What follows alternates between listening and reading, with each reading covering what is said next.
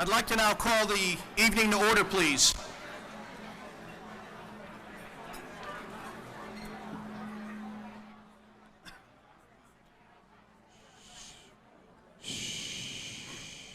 Good evening, ladies and gentlemen, distinguished guests.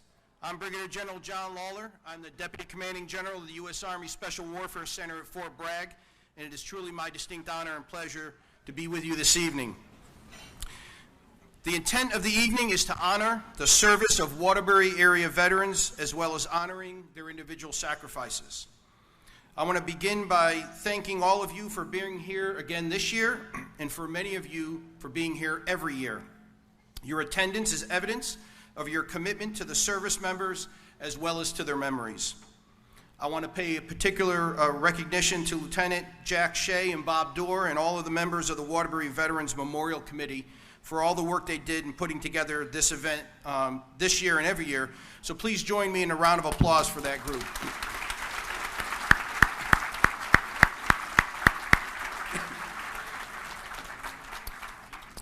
I offer a personal thank you to the former service members in the audience this evening for your commitment to preserving America's freedoms and interests around the world and here at home.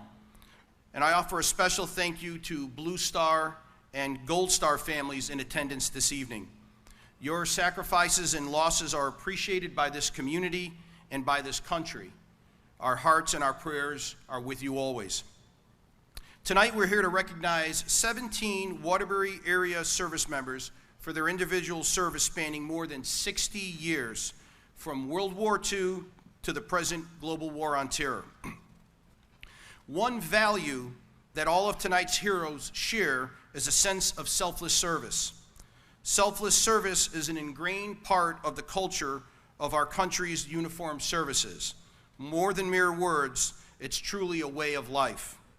Selfless service means putting the welfare of the nation and your subordinates before your own. As this event tonight signifies, it is important to continuously reflect on those values that we hold dear and to be aware of our own shortfalls and to recommit ourselves regularly, ensuring that we support one another in an effort to grow and to succeed. Tonight we'll also make a particular recognition of 7 Waterbury area veterans who were killed during the global war on terror. And with that, I'd like to get on with the events of the evening. Color Guard, post the colors.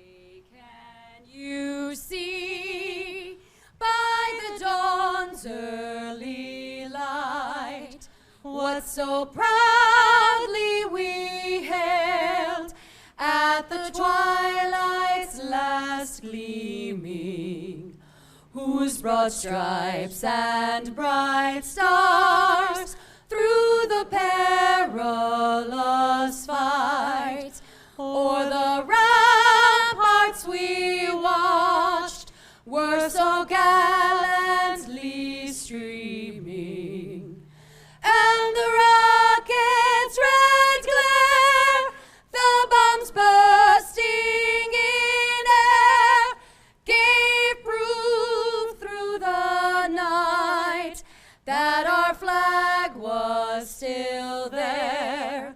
Oh, say does that star-spangled banner yet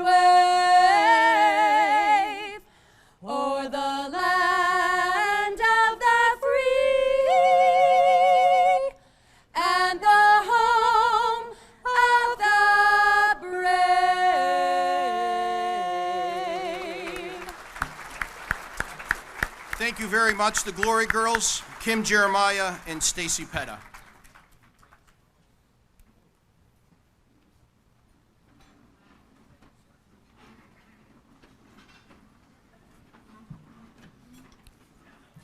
You may be seated. At this time, it gives me great pleasure to introduce U.S. Navy Captain Retired Monsignor John J. Bevins, who will give this evening's invocation.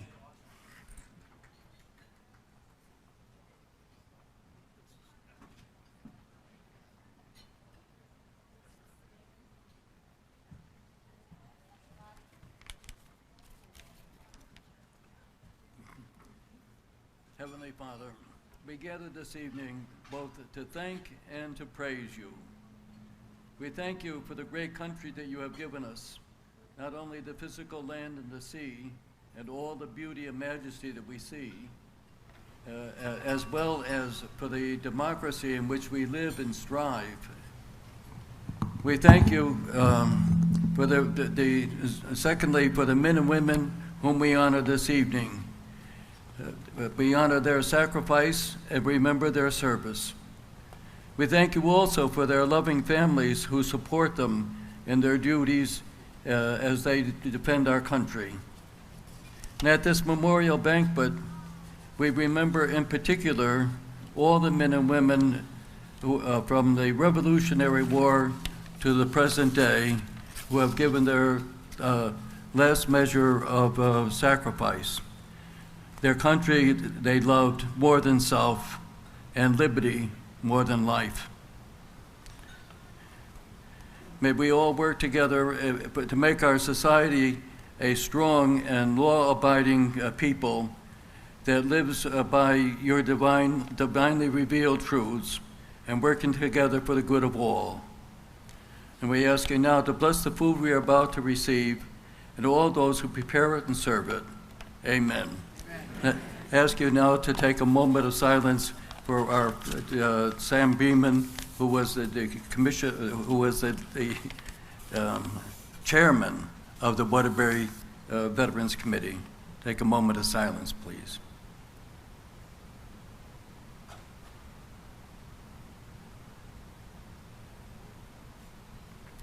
Amen.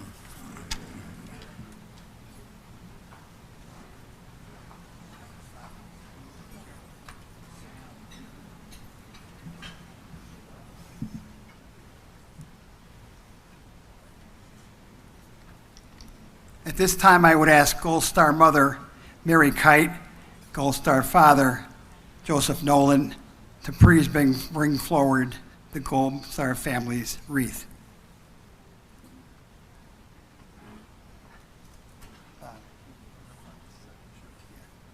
Yeah.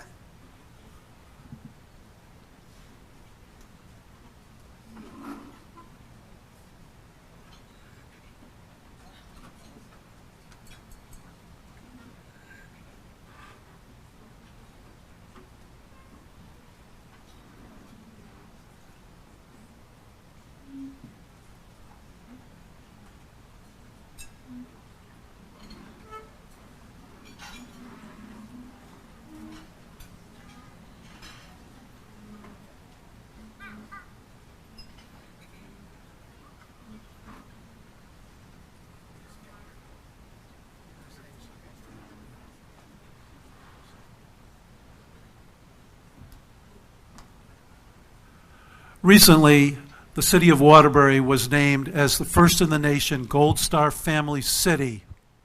Thanks to Mayor Neil M. O'Leary, the Board of Aldermen adopted a unanimous resolution so naming the city of Waterbury.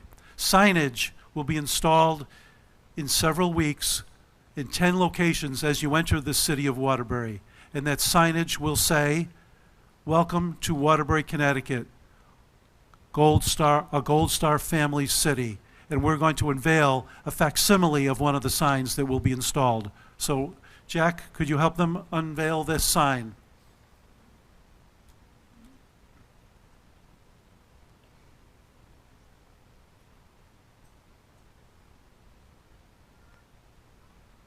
There, that is a facsimile of the signage that will be installed.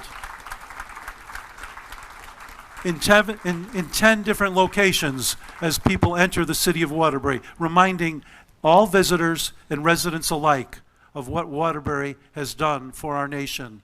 In front of me tonight, you see the word, or the number 529.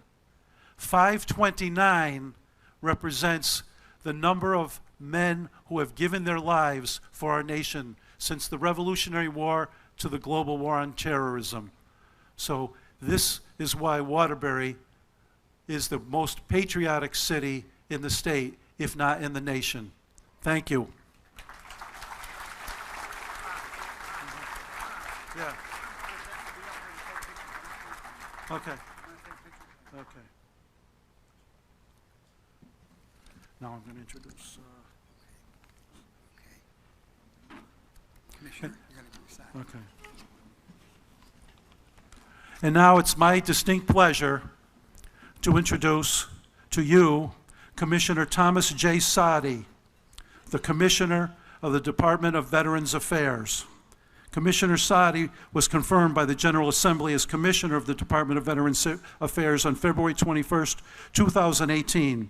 He previously served as acting commissioner of the department from October 2017 until February 2018, and priorly served as chief of staff and special counsel for the department. Commissioner Sadi is also a major in the United States Army Reserve. Commissioner Sadi, the floor is yours.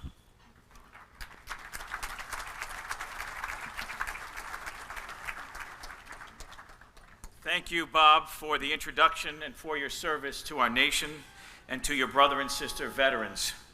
Good evening, General Lawler, Colonel Conley, Monsignor Bevins, Chief Justice Sullivan, guests, and most importantly, Blue and Gold Star families and veterans. Thank you for allowing the opportunity to say a few words to you this evening. It's a privilege for me to lead an agency with the noble mission of serving those who have served, because it is only due to those who have served and those who continue to serve in our armed forces that all Americans are able to live in this free and democratic nation. And it is our flag, which since June 14th, 1777, has stood for our nation, a nation created by and maintained and sustained by the service of men and women in our armed forces, past and present. Those stars and stripes are not just colors on a piece of cloth. They stand for the very principles of freedom and democracy we enjoy as Americans, which has been paid for by the service and sacrifice of those in uniform, many making that ultimate sacrifice, so that we and hundreds of millions of people across the globe may live in freedom, something we must always ensure and make it our duty to ensure that this nation never forgets. However, as I have said before and I will continue to repeat, this nation has not always taken up the mantle of supporting our veterans and their families. And I mention the families as others have, because families serve with their veterans when they are in uniform and when they come home and hang up that uniform. This was especially the case for our Vietnam veterans, who unjustly had to endure the attacks and insults of protesters and politicians, and the apathy of an American public to their plight for decades. What the protesters, what the politicians, and what the public forgot, and what we must always remember, is that it's not the veteran who started the war, it's not the veteran who decides national policy and how that war is conducted.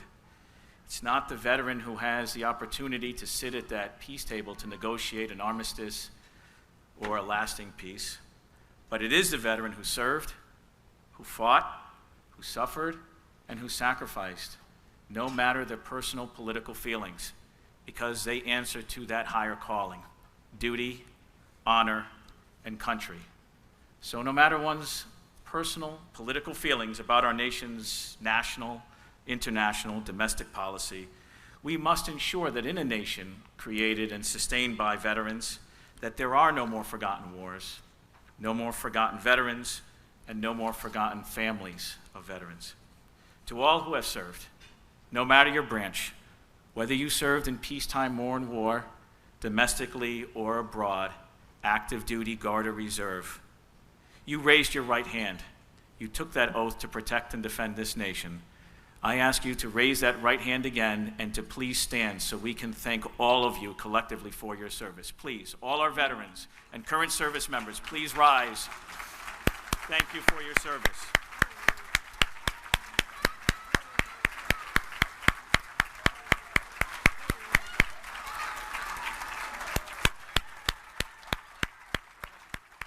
Thank you.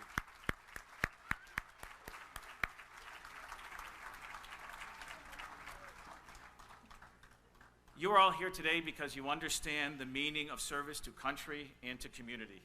However, for too many Americans, Memorial Day is just the unofficial start of summer, a time of pool parties and barbecues and fun with families. And those things are all wonderful. But we must remind others that those wonderful things are due to the service of our men and women in uniform, those who have sacrificed in the battlefields, in the air, on and under the seas.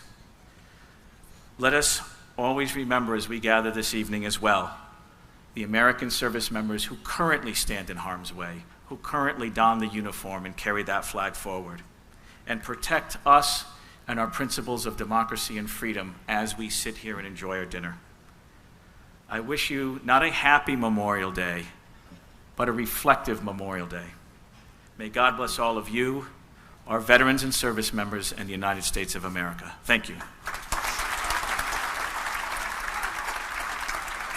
Thank you, Commissioner Sadi. Thank you very, very much.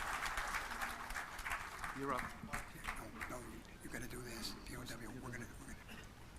And now I'd like to introduce Major Susan Trawick for her reading of the POW MIA table. She will be assisted by First Lieutenant John P. Jack Shea, the current chairman of the Waterbury Veterans Memorial Committee. Major Trawick. Thank you. Good evening. Before we begin our activities today, let us pause a moment to remember. Let us prepare by filling a glass for a toast later in the ceremony. So if everyone could put something in their glass, I'd appreciate it for our toast after this. Okay, as you arrived, you may have noticed a small table in front. We call your attention to this table, which occupies a place of dignity and honor. Its purpose is to symbolize the fact that members of our armed forces are missing from our ranks. They are referred to as POWs and MIAs, but we call them brothers and sisters, and this table is reserved to them in their honor. Those who have served and those currently serving the those who have served and those currently serving the uniformed services of the United States are ever mindful that the sweetness of enduring peace has always been tainted by the bitterness of personal sacrifice. We are compelled to never forget that while we enjoy our daily pleasures, there are others who have endured and may still be enduring the agonies of pain, deprivation, and interment. This ceremony symbolizes that they are still with us in spirit. They are unable to be with their loved ones and families tonight, so we join together to pay our humble tribute to them and bear witness to their continued absence. All Americans should never forget the brave men and women who answered our nation's call. Please take note over here. The table is round to show our everlasting concern for our comrades still missing. It is small and set for one, symbolizing the frailty of one prisoner alone against his or her suppressors. Remember them. The tablecloth is white, symbolic of the purity of their intentions to respond to their nation's call to arms. Remember them. The single red rose is in the vase, signifies the blood that many have shed in sacrifice to ensure the freedom of our beloved United States of America, while their loved ones and friends keep the faith, awaiting answers. Remember them. The vase is tied with a red ribbon, symbolic of our continued and unyielding demand for a proper accounting of our missing comrades who are not with us. Remember them. A slice of lemon on the plate is to remind us of the bitter fate of those captured and missing in a foreign land. Remember them. A pinch of salt symbolizes the countless falling tears endured by those missing and their families who seek answers. Remember them. The Bible represents the strength gained through faith to sustain those lost from our country, founded as one nation under God. Remember them. The glass is inverted to symbolize their inability to share in today's toast. Remember them. The candle is lit. It is reminiscent of the light of hope which lives in our hearts to illuminate their way home, away from their captors, to the open arms of a grateful nation. Remember them.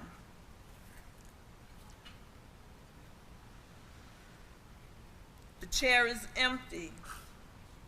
They are missing. Remember them. Would everyone please stand and let us now raise a toast to honor America's POWs and MIAs and to the success of our efforts to account for them. Let us never forget their sacrifices. May God forever watch over them, protecting them and their families. You are not forgotten. Hear, hear. Hear, hear. You can be seated. Thank you. Thank you, Major Trawick. Thank you very much. I now call on Jack Shea for a remembrance of those lost in the global war on terrorism. Waterbury has lost 7 men in the global war on terrorism since September 11th, 2001. And Jack will now read their names.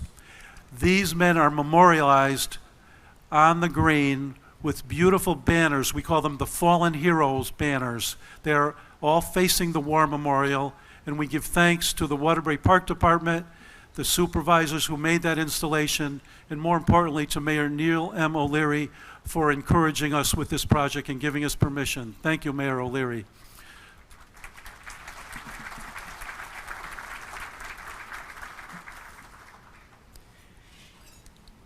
U.S. Army PFC Anthony DiAugustino, Iraq, 11/2/2003. U.S. Army Sergeant Joseph M. Nolan, Iraq, November 18, 2004. U.S. Army Staff Sergeant Henry Irizarry, Iraq, December 3, 2004. U.S. Marine Corps Corporal Christian Kottner, Iraq, May 30th, 2008. U.S. Marine Corps Corporal Jacob Latour, Afghanistan, December 8th, 2009. U.S. Army Staff Sergeant Ronald Spino, Afghanistan, December 29th, 2009. And U.S. Marine Corps Lance Corporal Darrell C. Riley, Iraq, May 31st, 2015.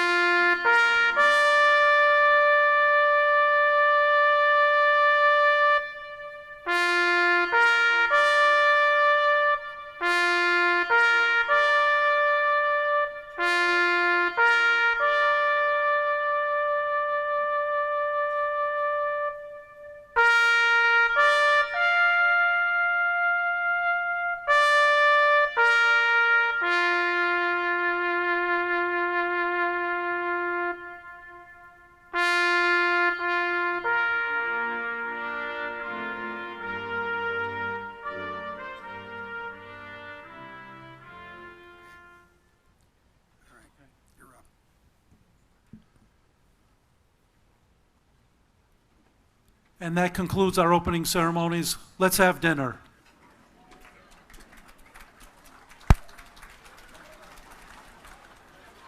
Good evening. Let me call your attention to the dais now. We're going to begin our awards ceremony. And before we start, I'd just like to recognize the dignitaries in the office, in the room tonight. Mayor O'Leary, Mayor Dunn, all the members of the Board of Aldermen, you know who you are, and we thank you. Without your support, we could not move this city forward. So we're very, very grateful to all of you who have been supporting the work of our committee. The Waterbury Veterans Memorial Committee has been active for almost four decades, and we're just very pleased to be here tonight. I want to give you a brief report. Last year at this dinner, the Waterbury Veterans Memorial Committee sold 620 tickets. We had 612 people in this house to honor our veterans, and we raised $10,781 after all expenses. I am here tonight to say thank you and to report that every dollar that was raised last year at our annual Support Our Troops dinner was donated to help local veterans in need or to bring honor and respect to local veterans. The motto of the Waterbury Veterans Memorial Committee is, honor their service, remember their sacrifice. Each and every one of you attending tonight can rest assured that the proceeds of this event tonight will also be used to fulfill that mission of honoring and helping our Waterbury veterans past and present. I intend to return next year to this dais with the same message and to say thank you, Waterbury, the most patriotic city in our nation. Special announcement. All veterans, on the table tonight you will find a slip of paper. If you have not already received the City of Waterbury Service Medal, please fill it out and bring it up front. According to the Census Bureau, there are over 19,000 towns, cities, boroughs, and county governments that make up this great nation. Only one city issues a Veterans Service Medal, the City of Waterbury. Those medals will be presented at the conclusion of tonight's program. This is what the City of Waterbury Service Medal. It's got the seal of the City of Waterbury on the front, and on the back it says, the Waterbury Veterans Memorial Committee makes grateful recognition of your service to our nation. So be sure to fill out those slips. Veterans, if you haven't received your Waterbury Service Medal, get those slips up front, and the medals will be presented at the conclusion of this evening.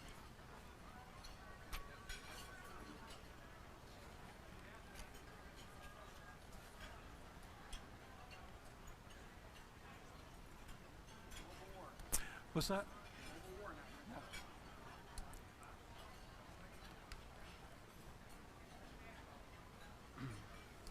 We're going to begin tonight by recognizing two veterans who have served in the global war on terrorism since September 11th, 2001. The City of Waterbury has the dubious distinction of having lost more men in the global war on terrorism than any other city in our state. 7 men have given their lives for our freedom since that tragic day. Tonight, I am here to tell you that over 2,750,000 service members have served in that war in Iraq and Afghanistan since 2001, and over half of them have deployed more than once. Representing those who served in the global war on terrorism are Corporal William N. Docchio, and United States Marine Corps, and Captain Richard J. Scapini. May I have Corporal Docchio up front and center.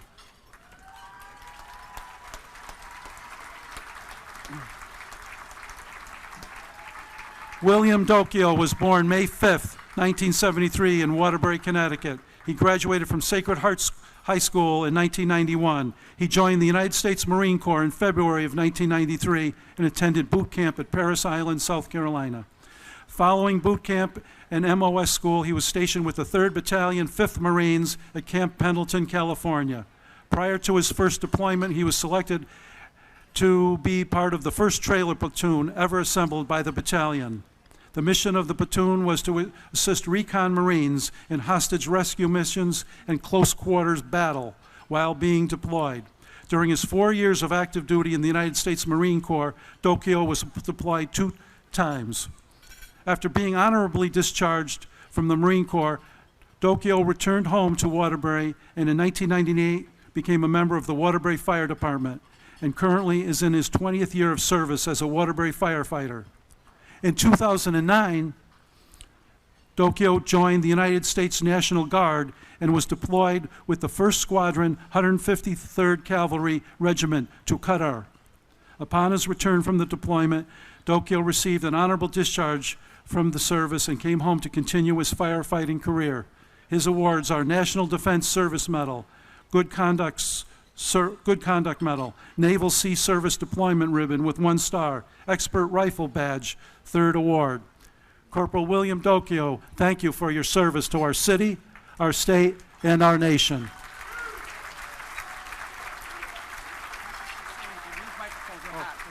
Okay. I would just like to thank the Waterbury Veterans Memorial Committee, City of Waterbury, Mayor Neil Leary for this honor. I'd like to mention 5 people that were very important to me during my service. Obviously, my mother and father, endless care packages, phone calls, letters, and the support. And I would also like to recognize my 3 daughters, Nicole, Julia, and Gianna. When I was deployed, they were very young, probably didn't understand why their father wasn't away from home. And, you know, you missed 3 birthdays, the 4th of July picnic, first days of school, Thanksgiving, and they don't understand why. And I'm hoping that sitting here tonight in this atmosphere with this surrounding group of people, they can understand why it's important that I did what I did and why we all did what we did. So thank you very much. Thank you. Thank you, William Dokyo. Hoorah. Our next honoree from the Global War on Terrorism is Richard J. Scapini. Richard J. Scapini, front and center. Richard Scapini was born in Waterbury on December 2nd, 1946. He attended St. Thomas Parochial and graduated from Sacred Heart High School. He graduated from the University of Connecticut in 1968 with a BA in Modern European History and Political Science, and UConn Law School in 1971 with a JD degree. He graduated then from the U.S. Navy Justice School, Newport, Rhode Island, the Military Lawyer course, the Naval War College of Military Operations course in 1992. He became a member of the United States Naval Reserve in 1983 and served as a member of the Judge Advocate General Corps from 1983 to 2006. He was selected for 3 reserve unit commands and received Excellence in Service awards. He retired in December 1st, 2006. He served as senior partner in the law firm of St. John, Scapini & Lombard from 1971 to 2017, as a Waterbury Police legal advisor from 71 to 74, as a former Justice of Peace. He has served as adjunct professor of business law and family law at Post University from 1978 to 1982, and presently serves as staff attorney at the City of Waterbury Corporation Counsel's Office from 2012 to present. He resides in Waterbury with his wife, Lisa Kay Scapini. They have 2 children, Jenny Elizabeth, Jeffrey Joseph, and son-in-law Jared Giroux, and have 2 grandchildren, Juliana and Jacqueline. His awards: Naval Commendation Medal, Naval Achievement Medal, National Defense Service Medal, Global War on Terrorism Medal, and the Navy Outstanding Volunteer Service Medal, among others. Richard J. Scapini, thank you for your service to our city, our state, and our nation.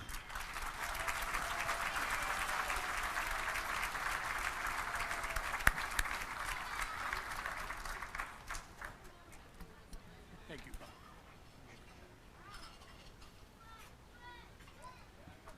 Good evening, everyone. First and foremost, I would like to thank my wife, Lisa, and my children, Jenny and Jeffrey, for their unconditional love and support. Their support is what allowed me to serve for 23 years in the United States Navy Reserve JAG Corps. Without their support, I would not have been able to complete my duties for extensive periods of time, both here in the continental United States and around the world. I would also like to extend my gratitude to the U.S. Navy, the most powerful and advanced Navy the world has ever known, for giving me the privilege and the opportunity to be part of the Navy's crucial mission. That mission is to defend our nation against enemies, both foreign and domestic, on the sea, in the air, and on the land. The knowledge and relationships that I was able to experience as part of the Navy mission will live on in my memory forever. To the Waterbury Veterans Memorial Committee, I humbly thank you for the privilege of being included with the distinguished honorees being recognized here tonight. The dedicated service by tonight's honorees and by all of our veterans must be recognized, appreciated, and kept in our hearts as patriotism lives on in Waterbury. Lastly, and most importantly, let us all express our profound gratitude to the Gold Star families who have experienced the sorrow and loss of a military service family member. Their ultimate sacrifice in defense of our country deserves to be honored and remembered each and every day, as we are the ones who benefit from the freedoms they fought for and defended on our behalf. So, in closing, God bless America, and thank you very much.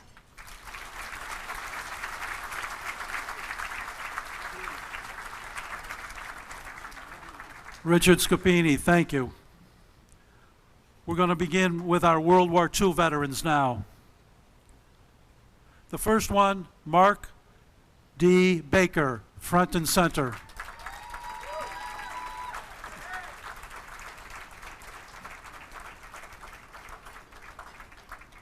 Mark D. Baker was born April 5th, 1929, to John and Anna Baker of Waterbury, Connecticut, the third of 8 children. Mark attended East Mountain Grammar School, a 2-room schoolhouse located at the bottom of East Mountain Road here in Waterbury. He enlisted in the United States Navy after graduating from Leavenworth High School in 1943. After basic training at the Naval Training Station, Sampson, New York, Mark was assigned to the U.S. Navy Patrol Bombing Squadron, VPB-122. Mark flew as a tail gunner, radio operator, in the PB-4Y-2 Privateer Patrol Bomber. The squadron was stationed at the Naval Air Station in the Aleutian Islands for the duration of the war. Mark was discharged at the naval rate of Aviation Radio Man 3rd Class in 1946, and he enlisted in the inactive reserves. He worked for a commercial milkman, but wait, there's more. In 1949, Mark was called back to active duty, and he was then sent to various bases in the U.S. and Europe, including a 6-month stay at Port Liaouli in French Morocco. Mark served until the end of the Korean War. Upon his discharge, he returned to the SEAL Test Dairy as a commercial driver. Mark married Arlene Meyer on July 7, 1949. Together, they raised 7 children. Mark's awards: the American Theater Campaign Medal, the Asiatic Pacific Theater Campaign Medal, the Naval Combat Action Ribbon, and the World War II Victory Medal. Mark D. Baker, thank you for your service to our city, our state, and our nation.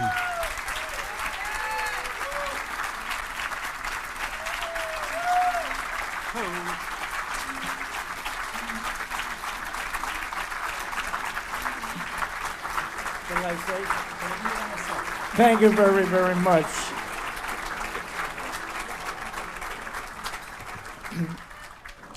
as anybody else here that has been in the service knows, you do what you do, and you do what you're told to do.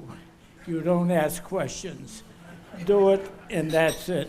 Follow the orders, correct? Yeah. Thank you very much. These are.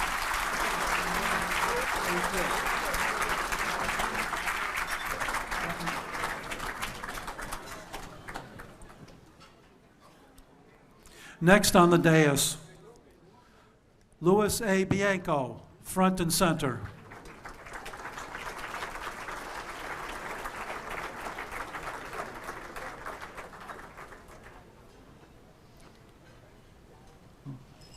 Here comes Louis.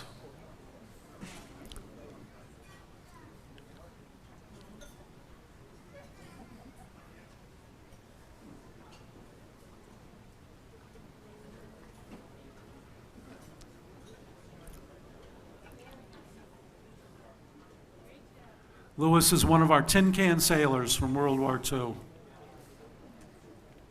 No armor, just a piece of steel between you and the ocean.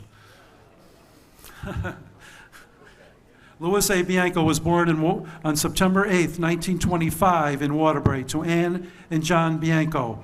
Lou graduated from Walsh Grammar School and Leavenworth High School and enlisted in the United States Navy on July 28, 1944, and did his basic training at the Naval Training Center, Sampson, New York. He served aboard the USS John W. Weeks, DD 701, a destroyer, and served as Seaman First Class. The destroyer left New York on 10 November 1944, escorting the battleships Missouri, Texas, Arkansas, and the aircraft carriers Shamrock Bay and Wake Island to the Pacific.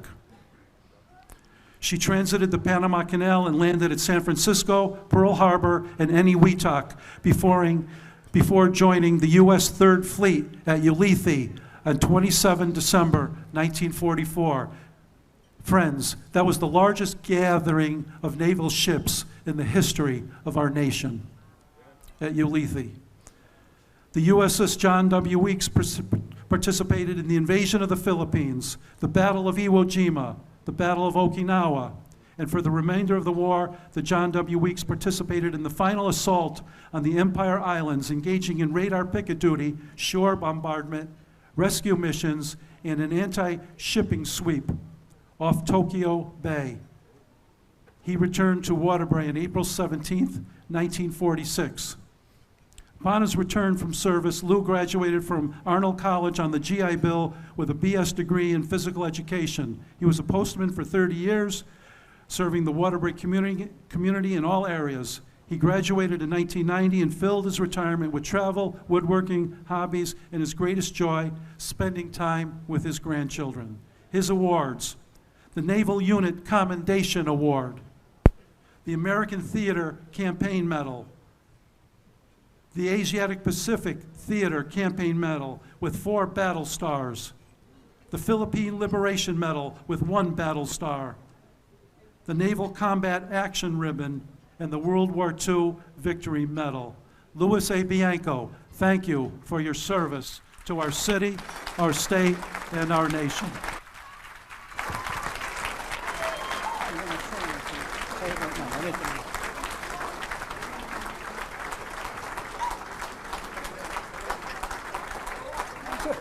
I just want to say it was a pleasure to work in Waterbury and then to serve my country, and I enjoyed every minute of it, and I was glad to do what I had to do.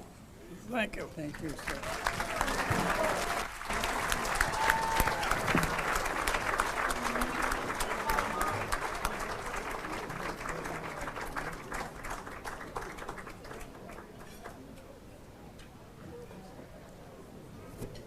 Thank you, Louis, for what you did for us.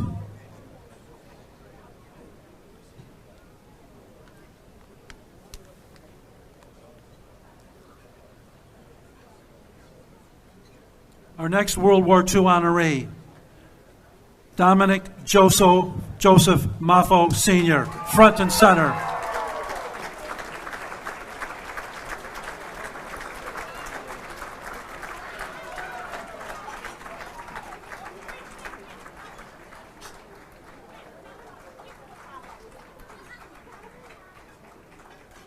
Dominic Joseph Maffo Sr. was born December 17, 1926, in Waterbury and educated in local schools. He joined the United States Navy on December 6, 1944, before he graduated high school. He served as a coxswain on the USS LSM, landing ship medium 421, and USS LSM, landing ship medium 728, part of the Sand Scrapers. Those ships were part of the U.S. Navy World War II amphibious forces. The landing ships medium were amphibious assault ships of the United States Navy, of comparable size to the landing ship tank and the landing craft infantry. There were 558 LSMs made for the United States Navy between 1944 and 1945. Dominic served in the South Pacific, Japan, the Philippines, and the Battle of Okinawa. He was discharged from the Navy after his service on July 7, 1946, and returned to Leavenworth High School to finish his senior year and graduate. On August 27, 1949, he married his wife, Albina Liberator. They have 4 children, 9 grandchildren, and 7 great-grandchildren. Dom joined the Waterbury Police Department in 1952, retiring after 25 years of service in 1977. He also owned 2 local successful business, Dom Maffo Trucking and Dom's Pool Water. His awards: the American Theater Campaign Medal, the Asiatic Pacific Theater Campaign Medal with 1 battle star, the Philippine Liberation Medal with 1 battle star, the Naval Combat Action Ribbon, the Naval Occupation Medal with Asia clasp, and the World War II Victory Medal. Dominic Joseph Maffo, thank you for your service to our city, our state, and our nation.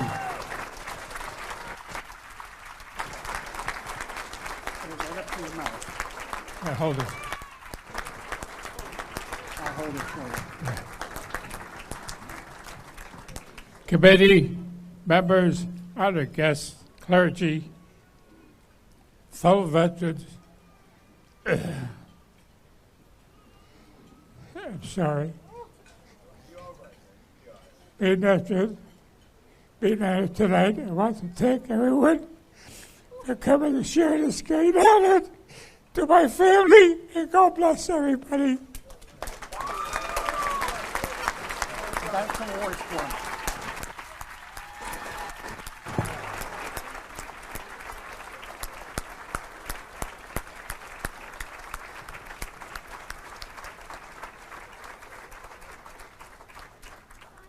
Thank you, Dom. Thank you very much. Our next World War II honoree, another Navy man, Joseph Silva, front and center.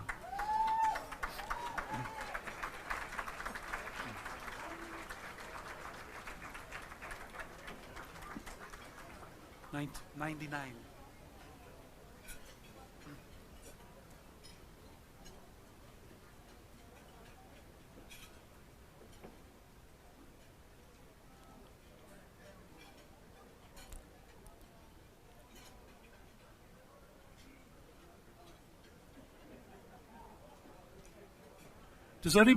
Does people here tonight know what a plank holder is in the United States Navy? You're going to meet 2 of them tonight. Joseph Silva is one of them. Here comes our plank holder number 1. Joe, we have a seat for you, Joe. Joseph Silva was born on September 29th, 1920 in Erie, Pennsylvania. Because of the U.S. Depression in the 1930s, his family emigrated to Portugal, where he grew up, and then later he came back to the United States in late 1940. He moved to Waterbury, and in September 42 was working at Anaconda American Brass. On November 17th, 1942, he was inducted into the United States Navy at age 22. Did his basic training at the Naval Training Center, Newport, Rhode Island. On April 15th, 1983, Joe joined the crew of the heavy cruiser USS Baltimore, CA-68, which had just been commissioned. Joe was part of that original commissioning crew. The Baltimore deployed to Panama in September 43 on its journey to San Diego and then to Pearl Harbor. The Baltimore was part of a naval task force that sailed October 43, engaging the enemy at Macon Island, Tarawa, then to the Marshall Islands, then attacked Kwajalein, Truk, Wochi, and Eniwetok Island. The Baltimore then moved to the Marianas, engaging the enemy at Palau, Guam, and Saipan. In July 1944, the Baltimore returned to Pearl Harbor, then to San Diego for refitting and crew leave. Returning, Joe learned that an elevator had been installed on the Baltimore to accommodate President Franklin D. Roosevelt. FDR joined the ship at Pearl Harbor for a meeting with General MacArthur and Admiral Nimitz. In November 44, the Baltimore returned to the war, attacking Luzon, Philippines, Formosa, and Iwo Jima. In February 45, the Baltimore engaged the enemy at Okinawa. On June 30th, 1945, they returned to Pearl Harbor, and the Empire of Japan surrendered on August 14th, 1945. Upon his discharge, he married Laura Souza in 1946. They recently celebrated their 73rd anniversary. Joe. They have two sons, Joseph and his wife Laura, and Edward and his wife Conna. He also has 6 grandchildren, 3 great-grandchildren. After returning from the service, he went back to work in American Brass as jobs were tough, and he retired there in 1982 with just under 50 years of service. His awards: the U.S. Navy Good Conduct Medal, the American Theater Campaign Medal, the Asiatic Pacific Theater Campaign Medal with nine battle stars, the Philippine Liberation Medal with 1 battle star, the Naval Combat Action Ribbon, and the World War II Victory Medal. Joseph Silva, thank you for your service to our city, our state, and our nation.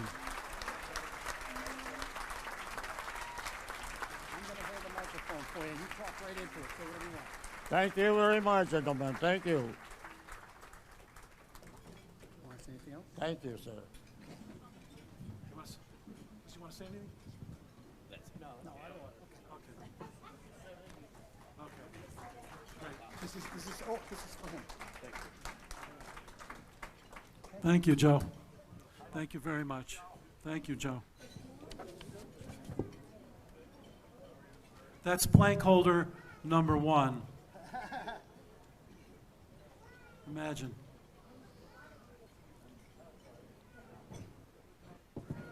Now comes plank holder number 2.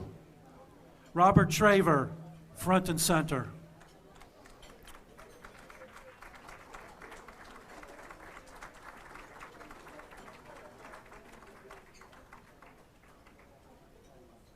Yeah.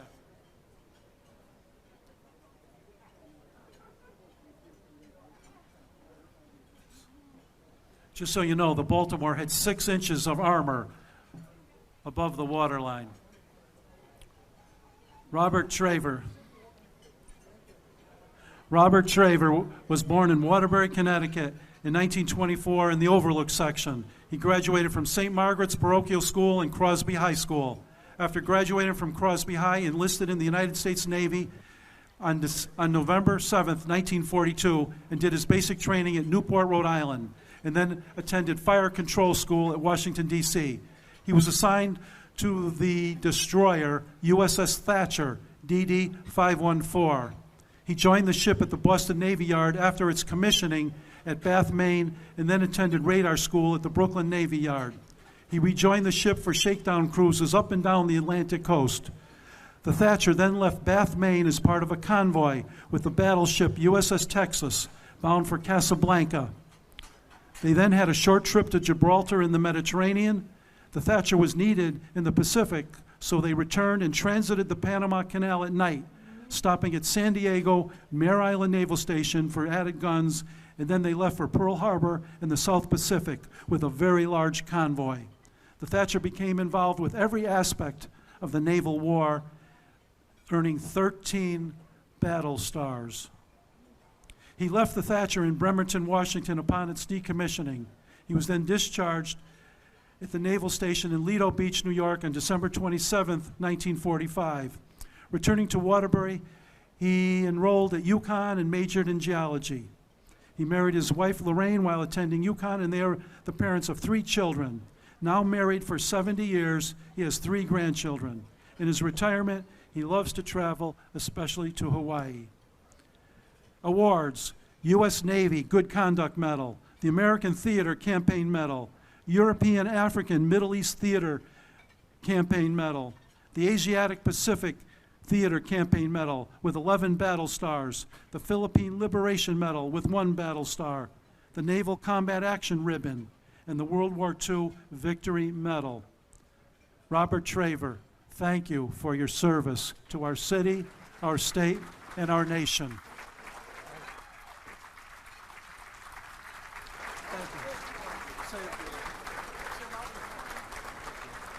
I thought this was an ice cream. Oh, thank you very much. I've never been to an affair like this before. I've always avoided them, I'm sorry. But this is wonderful. You've got a marvelous bunch of people here, and the food isn't bad either. Thank you very much. Thank you, Robert.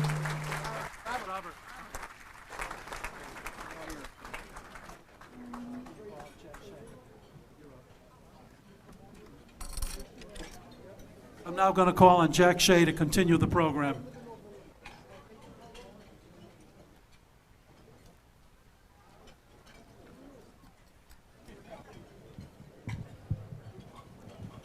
Korean War Recognition Awards. From 1950 to 1953, over 5,764,000 men and women served in the U.S. Armed Forces. Our forces suffered 136,935 casualties. Representing all veterans during the conflict are Corporal Edward Ryan, U.S. Army Corporal Ralph N. Smith, and U.S. Army Airman First Class Armand Salamita. Edward Joseph Ryan was born March 7, 1943 in Waterbury, Connecticut. He attended Russell School and graduated from Wilby High School. After graduation, he took electrical courses at Cantor Technical School and cooking classes at Kennedy High School. Ed enlisted in the United States Army on September 15, 1965, and served until September 14, 1967. He trained at Fort Knox, Kentucky, before serving in South Korea as part of the United Nations Peacekeeping Forces as a member of the 2nd Battalion, 1st Artillery, 4th U.S. Army. The 4th Army was solely responsible for the defense of South Korea while training tactical units to operate efficiently in combat when allocated to the various battlefield armies of the United States. Upon leaving the military, Ed worked for several years as an electrician and once retired, worked 10 years in the security field at various business locations, including Peter Paul and Cadbury in Naugatuck.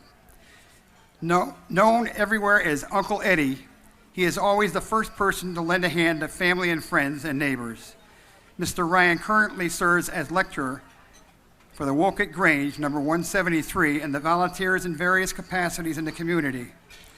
His awards include Marksman Badge with Pistol Bar, Marksman's Badge with Rifle Bar, the National Defense Service Medal. Edward Joseph Ryan, we thank you for your service to your city, your state, and your nation. Right here.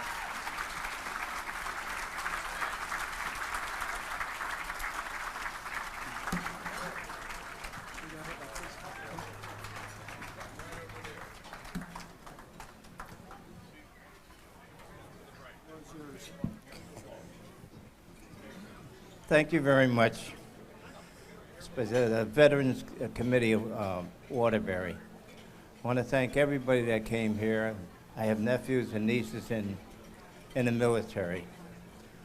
I'd like to share a little story with you in Korea. We were bussed into a building where all the sergeants came in, and they were to pick you for your ability for the mechanic or the whatever you were. So they asked the GIs, you know, what do you do? I'm a track mechanic. What do you do? I'm a commo man. What do you do? I'm a wheel man. I'm a different things. So, are you any good? And the guy, yeah, I'm pretty good. And this other guy says, are you any good? And yeah, I'm pretty good. So he comes to me, and he says, are you any good? So I stood up. I said, Sergeant, I'm the best goddamn turret mechanic in the United States Army. And they all said, we want him. They're fighting over me. I really want to thank you very much. I appreciate what the committee did.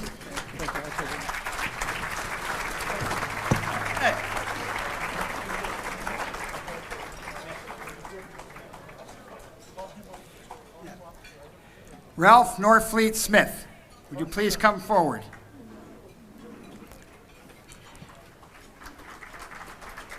Ralph Norfleet Smith was born May 14, 1931, in Gates County, North Carolina. He is the youngest child born to Willie E. Smith and Harriet Riddick Smith. Ralph was educated at Buckland Elementary School and graduated from T.S. Cooper High School in 1950. Ralph was drafted into the U.S. Army July 1951. He completed boot camp at Fort Lee, Petersburg, Virginia.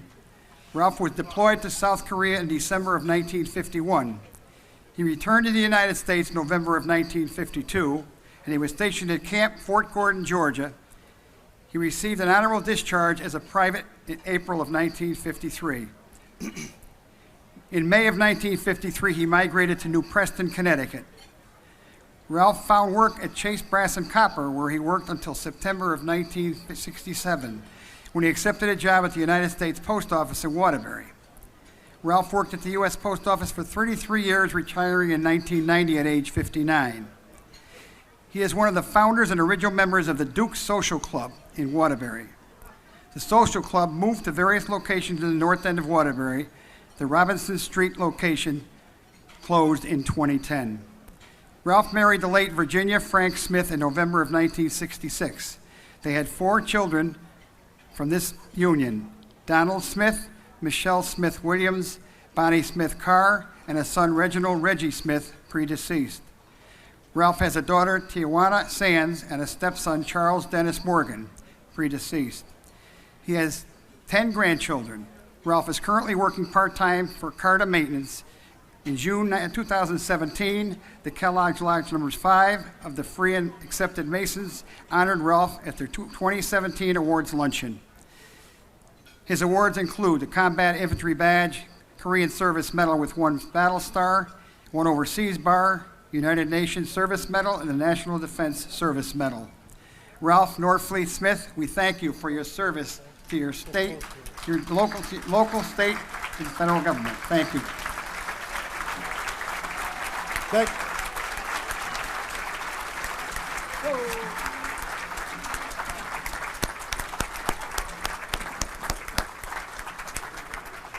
Thank you, everyone, for coming out and honoring me tonight. It's a great pleasure for me being here and the rest of it more. And hopefully I continue to serve the country like I did before. Thank you. Thank you.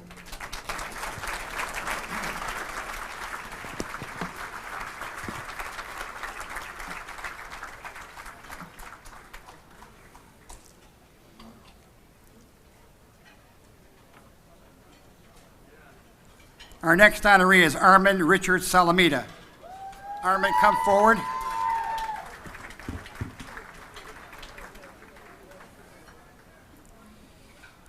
Armand Richard Salamita was born October 5th, 1934 in Waterbury, the son of the late Anna Marie Dodona Salamita and Leonard Salamita. He graduated from Hopeville Grammar School and Wilby High School. Upon graduation in 1952, he enlisted in the United States Air Force, serving in the 17th Bombardment Wing in Korea during the Korean conflict. After completing 4 years in the U.S. Air Force, he graduated from Concord University, West Virginia, with a BS degree in Spanish and French.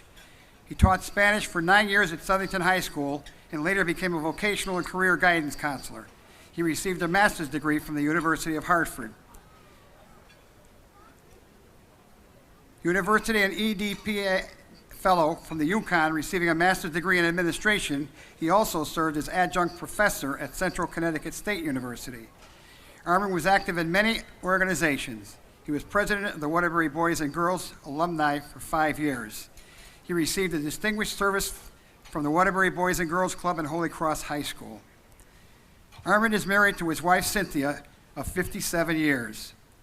They have 4 children, Richard and his wife Sandra of Beacon Falls, Mary Elizabeth of Grafton, Massachusetts, Chris and his wife Myrna of San Jose, California, and Holly and her husband Juan Fitzgerald of Acton, Massachusetts. Jason Fitzgerald of Acton, Massachusetts.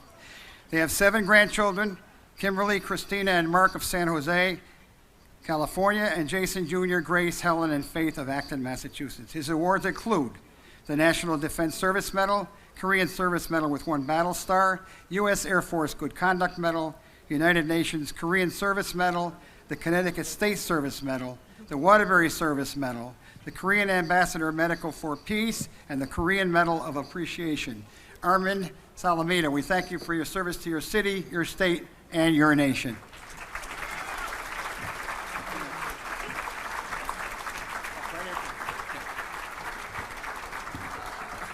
When Jack Shea called me, I didn't know how I got here tonight, but I found out it was John Sarlo.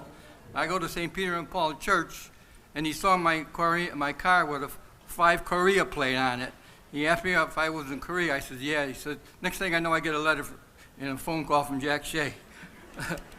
I would like to thank the Veterans Memorial Committee for presenting me with this award. I am honored to be here and congratulate the other veterans and all those who served our country with love and pride. I would like to thank my family, my grandson Jason, who asked me, he says, Grandpa, you don't look, that doesn't look like you in that picture. I said, Jason, I was only 17. And my special friends, some of them are here tonight, for their support. May God bless the veterans, God bless the military, God bless America, and God bless you. Thank you. And one other thing, please respect that flag. Thank you.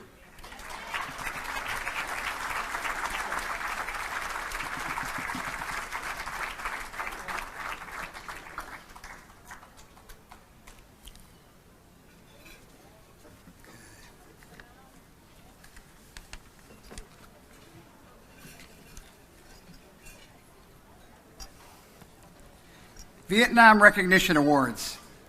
From 1959 to 1975, over 8,744,000 men and women served in the U.S. Armed Forces. Our forces suffered 211,471 casualties during that conflict. Representing all veterans during that conflict are Veterans Specialist 5th Class Gregory Lewis, U.S. Army Master Sergeant John W. Fletcher, Jr., U.S. Air Force First Lieutenant Michael J. Monsell, and U.S. Army Specialist 5th Class Thelma D. Winston, U.S. Army.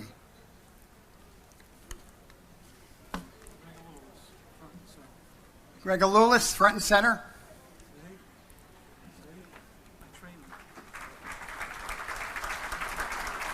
Gregory Adam Alulis was born in Waterbury on February 24, 1947. He is a graduate of Crosby High School and attended UConn Waterbury. He enlisted in the U.S. Army Security Agency on August 29, 1966. He did his basic training at Fort Dix, New Jersey, and did his advanced individual training at Fort Devens, Massachusetts. He was deployed to Germany for 2 years, then 1 year at Phu Bai, Vietnam, with A Company, 8th Radio Research Field Station, Mac V, a U.S. Army and U.S. Marine Corps base south of Hue in Vietnam. His training was in signal intelligence, and he also held a top-secret security clearance. The 8th Radio Research Field Station reported directly to the Army Security Agency. His duties included enemy communications interception and radio direction finding. His unit worked with NASA and the U.S. Air Force for target acquisition in Vietnam. He was discharged from active duty on August 17, 1970. Returning to Waterbury, he was employed by the United States Postal Service, retiring in 2002. Among his duties were dispatcher and expediter. Greg presently serves as treasurer of the Disabled American Veterans DAV, Union City Chapter Number 11, chaplain of the VFW Post Number 201, and is a member of the Waterbury Veterans Memorial Committee and is a member of the Lithuanian Club of Waterbury. He is married to Suzanne Mariani, a former elementary school teacher.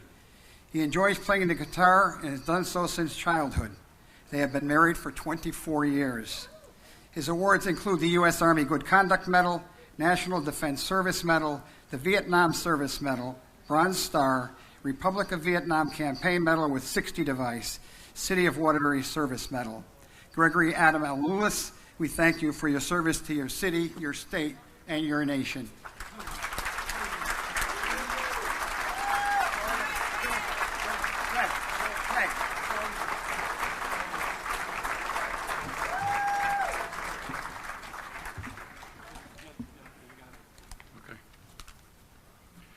We should thank everyone for attending this evening. I would especially like to thank Mary Kite for nominating me to be honored. Mary is a Gold Star mother and a terrific lady.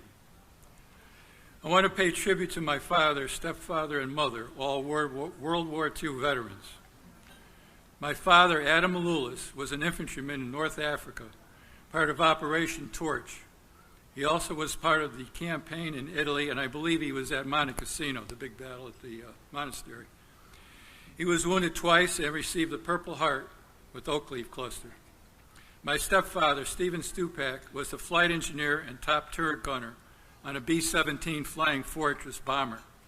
He was shot down over Germany and was a prisoner of war for almost a year. He also received the Purple Heart and was part of the infamous German Death March. Last but certainly not least, Mom, Alma Stupak, was a registered nurse and an Army second lieutenant. She served in England and in Okinawa. They were all part of the greatest generation. Sadly, they are all gone now. I will never forget their sacrifices for freedom along with my fellow Vietnam veterans. I would like to close with a famous quote from former President Ronald Reagan. Freedom is never more than one generation away from extinction. We didn't pass it to our children in the bloodstream. It must be fought for, protected, and handed on for them to do the same. Thank you very much.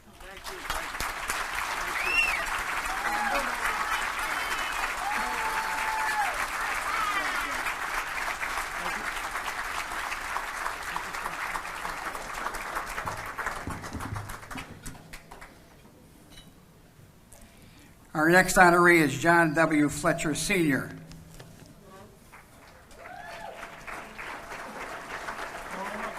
John, please come forward. Okay. John W. Fletcher, Sr., coach, was born January 31st, 1943 in Wilmington, North Carolina, and attended Hillside High School in Durham, North Carolina, and graduated in 1961. He then attended Hampton Institute on a football scholarship. He enlisted in the United States Air Force on February 1963. He served at several air bases around the world, and also a U.S. Air Force recruiting station in Waterbury. He was an Air Force recruiter and supervisor from November 1976 to August of 1985. He was responsible for recruiting, processing, qualifying enlisted men and women for active duty. As the top recruiter for the Waterbury area, he enlisted over 200 applicants for service from November 1977 to July of 1980. He played American football for 4 years, 1969 and 1973, at RAF Mindenhall, England, and was team captain for 3 years and was selected first team offensive and defensive tackle for the 3rd Air Force team. He coached football at Crosby High School and served 2 years as head coach of the freshman team. He then served 2 years as the varsity line coach. Following his retirement after nearly 23 years, he retired as a master sergeant in 1985. He then opened a retail store, Socks and Tops, on South Main Street from 1985 to 2017. He served as a member of the Downtown Merchants Association. With 5 other merchants, he started the Mardi Gras Halloween celebration in downtown. The event drew thousands every year. His awards include the Air Force Good Conduct Medal with 6 devices, Air Force Commendation Medal, Presidential Unit Citation, Air Force Outstanding Unit with 2 devices, National Defense Service Medal, Air Force Longevity Award with 4 devices, Vietnam Service Medal with 5 devices, Republic of Vietnam Campaign Medal with device, Meritorious Service Medal, NCO Professional Education Ribbon, Small Arms Expert, and Marksmanship Ribbon. John W. Fletcher Sr., thank you for your service to our city, our state, and our nation.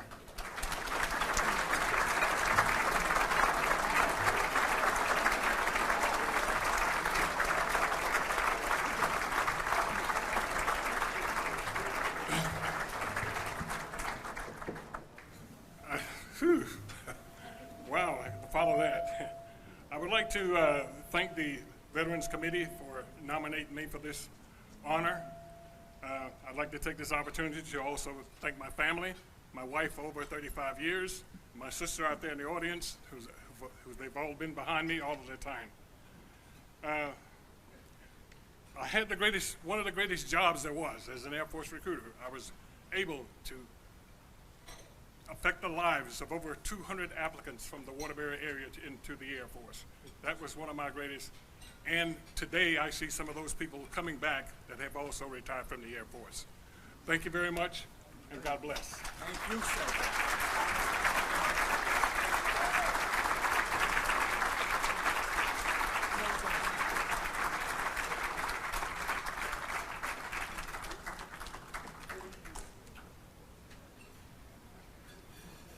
Our next honoree is Michael Joseph Monsell.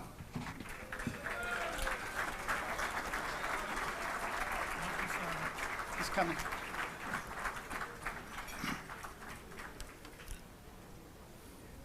Michael Joseph Monsell was born on March 25, 1942 in Waterbury, Connecticut. He attended St. Mary's Parochial School, graduating in 1956, Sacred Heart High School, graduating in 1960, and Fairfield University, graduating in 1964 with a Bachelor of Business Administration in Accounting. He was drafted into the U.S. Army in 1965, and he did his training at Fort Benning, Georgia, and was commissioned as a second lieutenant on November 3, 1966. He served from 1966 to 1968 as 1st Platoon Leader in Company D, 2nd Battalion, 502nd Infantry Regiment, 1st Brigade, as part of the 101st Airborne Division.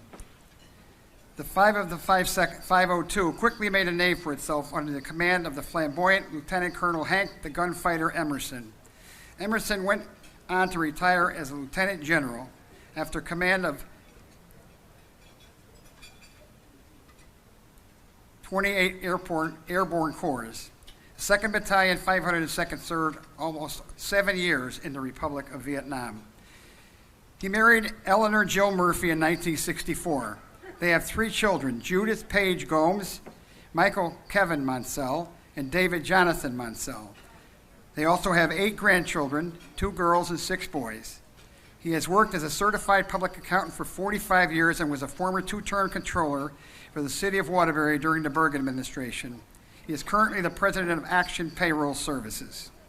His awards include the Combat Infantry Badge, Bronze Star with Oak Leaf Cluster, Air Medal with Cluster, Paratroop Jump Wings, Vietnamese Jump Wings, Army Commendation Medal, Vietnam Campaign Medal with 60 device, Vietnam Service Medal, and National Defense Service Medal.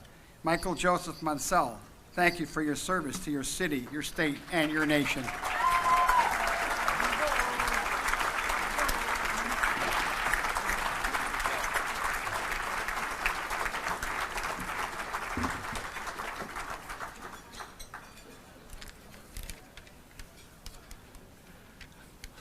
Reverend clergy, Mayor O'Leary, let me begin by thanking the Waterbury Veterans Memorial Committee, specifically Bob Dorr, Jack Shea, and John Sarlo for this honor, and also offer congratulations to and thanks to my fellow honorees for their service.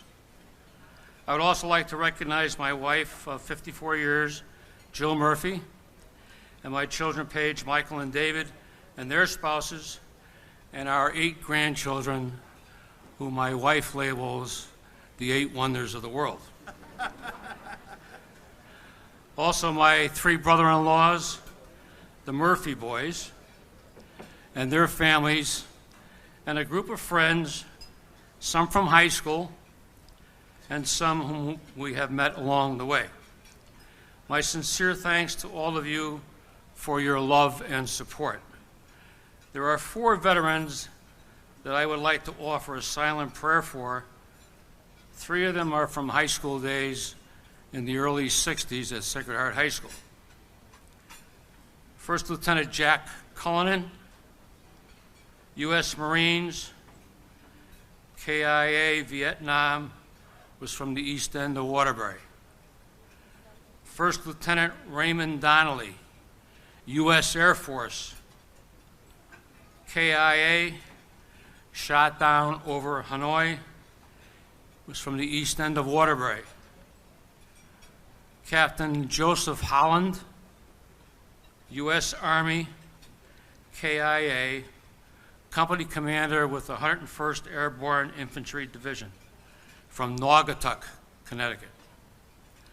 The 4th veteran is my father-in-law, Tech Sergeant Francis X. Murphy, World War II, 8th Air Force radio operator, gunner, B-17 bombers, with over 30 combat missions over Germany, and he recently passed at the age of 93.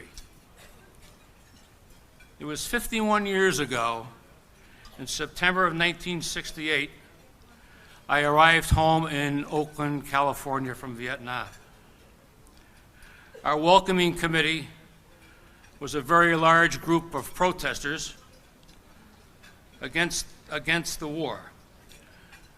We were verbally accosted and spat upon for our service to the United States. This celebration tonight is very special to me, as I consider this to be my first official welcome home to the U.S. Thank you very much.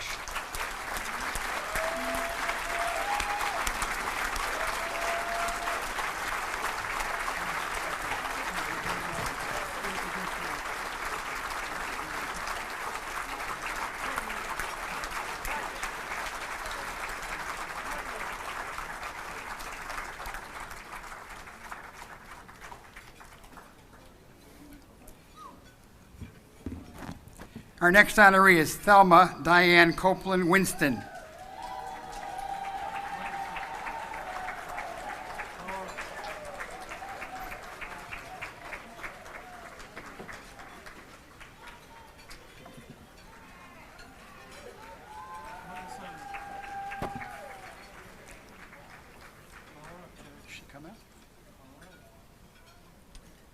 Thelma, you're on your way up? Oh, okay. I can't see you with that light. Okay. Thelma Diane Copeland Winston was born in Waterbury, Connecticut on December 23rd, 1952. She graduated from Walsh School, Kennedy High School, and Mattituck Community College. In 1974, during the Vietnam War, she enlisted in the All-Volunteer Army with an interest in a medical career. PFC Copeland completed her basic training at the WAC Corps in Fort McClellan, Alabama. She then completed her advanced individual training at Fort Jackson, South Carolina, and the Academy of Health Services, Fort Sam Houston, Texas. She attained a military occupation skill of Medical Supply Specialist 76. Her first assignment was Fort Benjamin Harrison, Indiana, where she married Lee Winston, a fellow Army recruit. As a couple, they followed orders to the Nuremberg Army Hospital, Germany, for 3 years. Fort Belvoir, Virginia was their next assignment, where she gave birth to their first daughter, Amani Elisa, in the Dewitt Army Hospital. 9 months later, Thelma transitioned to Fort Sam Houston and changed her MOS to dental specialist. Upon completion of her dental specialist training in 1982, she was reassigned back to the Fort Belvoir, Virginia, and assistant supervisor for the U.S. Army Logan Dental Clinic. She received an honorable discharge in 1982, subsequent to the delivery of her second daughter, Arena Leanne. Thelma then joined the U.S. Army Reserves and was assigned to the 287th Dental Attachment here in Connecticut. Other assignments included Fort Dix, New Jersey, Fort Indian Town Gap, Pennsylvania, and Operation Stand Down at the Virginia Hospital, Newington, Connecticut. The VA Hospital in Newington, Connecticut. Panama and Guatemala. Her 23-year military career ended with a second honorable discharge at the rank of Sergeant E5. Simultaneously, she remained a devoted wife and a mother while being employed as a supervisor of the Yukon Health School of Dental Medicine until her retirement in 2008. Thelma is now widowed to the late Lee Winston and is devoted grandmother to her 4 grandchildren, sister to the 3 siblings, and aunt for several nieces and nephews. She enjoys gardening, singing in her church choir, and attending various community events. Her awards include the U.S. Army Good Conduct Medal with 3 devices, Army Commendation Medal, Army Achievement Medal, National Defense Service Medal, Expert Qualification with the M16, and the Connecticut Wartime Service Medal. Thelma Diane Copeland Winston, we thank you for your service to your city, your state, and your nation.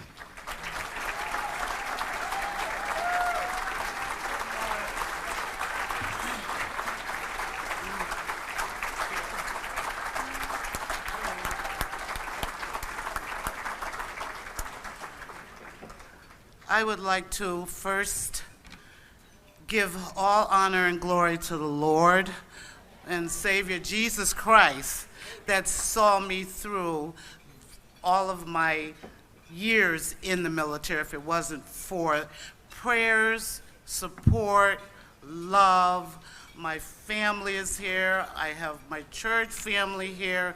I'm so happy for all the support. This is the very first time that I've ever had anything like this, and women rock. We can do it. We can do it all, right?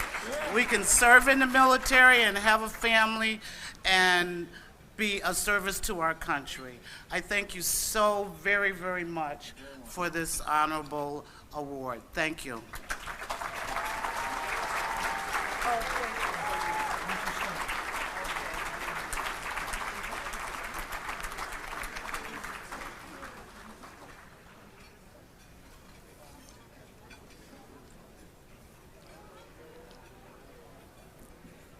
Cold War recognition.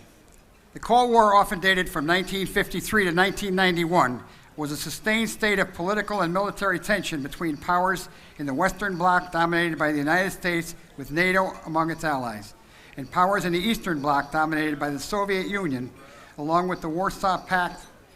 Representing all veterans during that conflict are Cold War veterans Boiler Technician 3rd Class Richard D. Federico and U.S. Navy Sergeant Geraldo Diaz. Richard D. Federico, please come forward.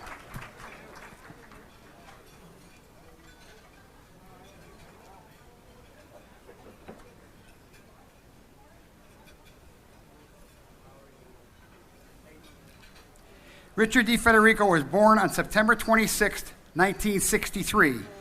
He received his formal education in Watertown, Connecticut, and while a senior in high school, he enlisted in the United States Navy. After graduation, he was on his way to Navy boot camp in July of 1981 at the age of 17. Richard served 4 years in the U.S. Navy as a boiler technician and rose to the rank of Petty Officer 3rd Class.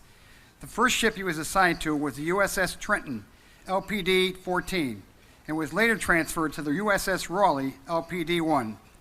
In January 1983, the USS Raleigh set sail for duty with the ill-fated multinational peacekeeping force in Beirut, Lebanon. All of the people in this United States were devastated by the news of a massive terrorist attack in Lebanon that killed 241 U.S. service members.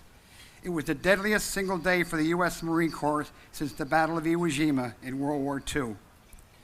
In June of 1983, the USS Raleigh, loaded with amphibious landing vehicles and a company of Marines, steamed toward Honduras as part of Operation Big Pine II. From August 1983 to February of 1984, the exercise also included Honduran soldiers. Richard was discharged in May of 1985. He joined the Veterans of Foreign War Post in 1992 and became active in all levels of the organization.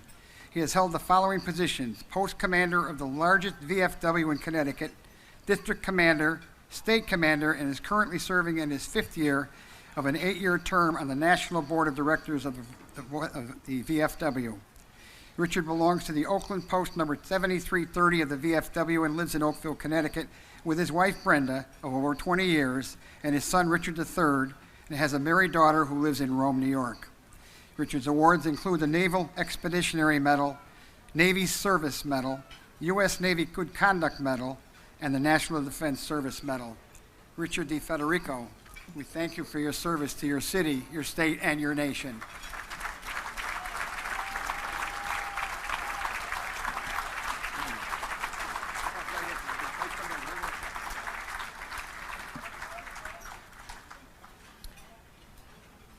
I never accepted anything like this before,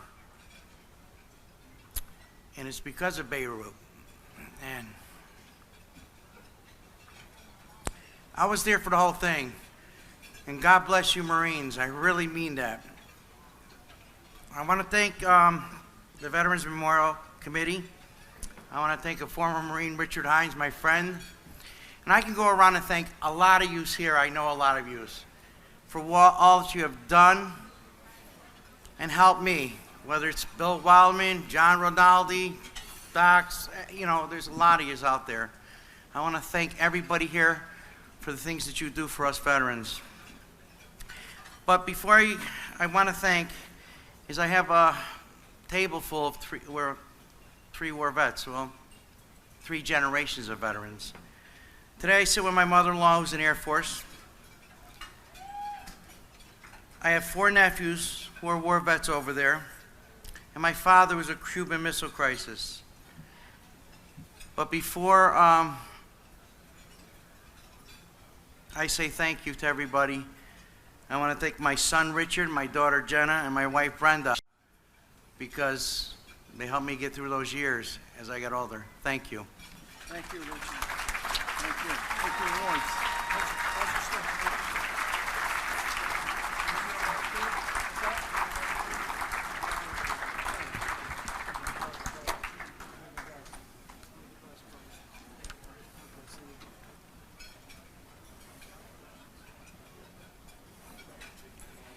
Our next honoree is Geraldo Diaz.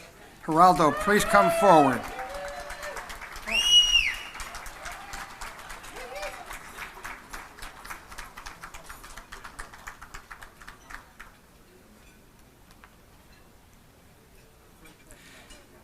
Geraldo Diaz was born in Waterbury, Connecticut on March 11, 1964. He was educated at Webster Grammar School, Wilby High School, and attended Naugatuck Valley Community College for several years, majoring in criminal justice and accounting. He entered the U.S. Army in September of 1982 on the Delayed Entry Program. He attended basic and AIT training at Fort Sill, Oklahoma, to train as a cannon crewman. Upon graduation, he reported to Airborne School at Fort Benning, Georgia.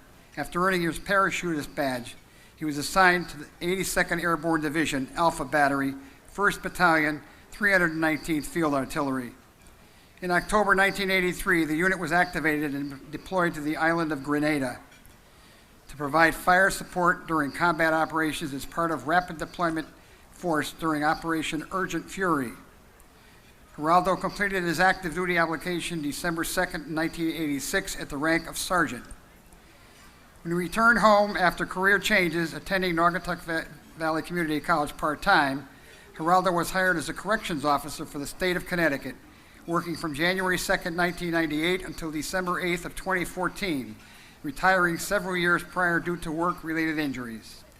Geraldo continues to be active with the following veterans organizations, currently serving as Post Commander of Wheeler Young Post number 201. He's a life member of the Greater Hartford chapter of the 82nd Airborne Association, serving as a former director and sergeant at arms. He is also a life member of the DAV chapter number 11. Geraldo is married to Lori A. Diaz, and they have 2 daughters, Aliana and Natalie. His awards include the Army Commendation Medal with Oak Leaf Cluster, Army Achievement Medal with Oak Leaf Cluster, Army Good Conduct Medal, National Defense Service Medal, NCO Professional Deployment Ribbon, Army Service Ribbon Parachutist Badge, Sharpshooter Badge M16, Expert in the M60, Machine Gun and Grenade Badge. Geraldo Diaz, thank you for your service to your city, your state, and your nation.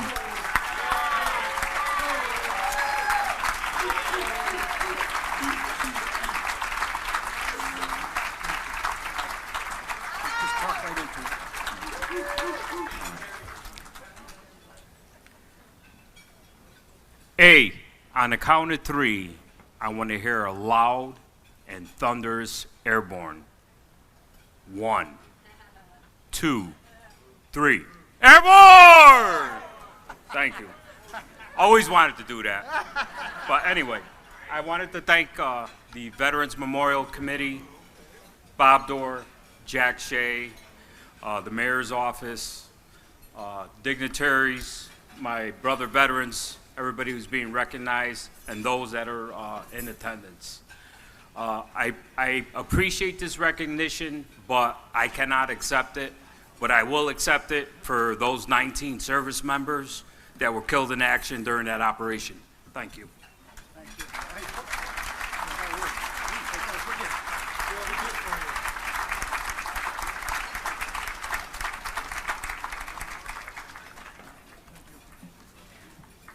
Before we do the last honoree, I would be remiss if I didn't acknowledge the fact that in your program booklet, where you see the listing of the Waterbury Veterans Memorial Committee members, we accidentally omitted a name that we shouldn't have.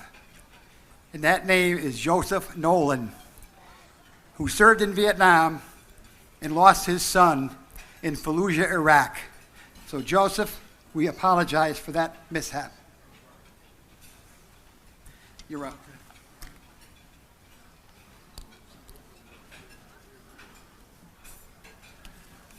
Let's see.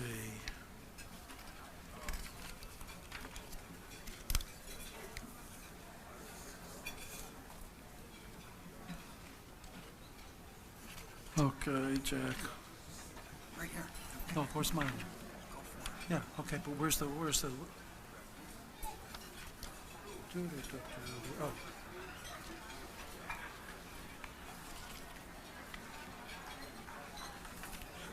Okay, continuing with the program.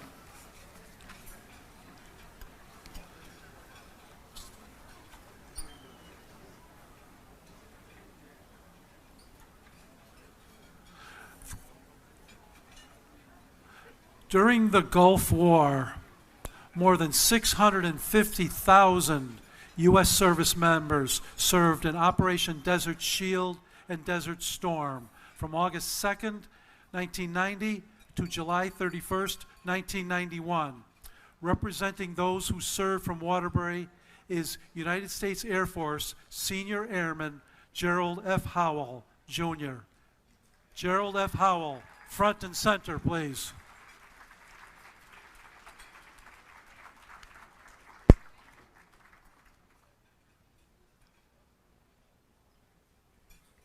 Here he comes.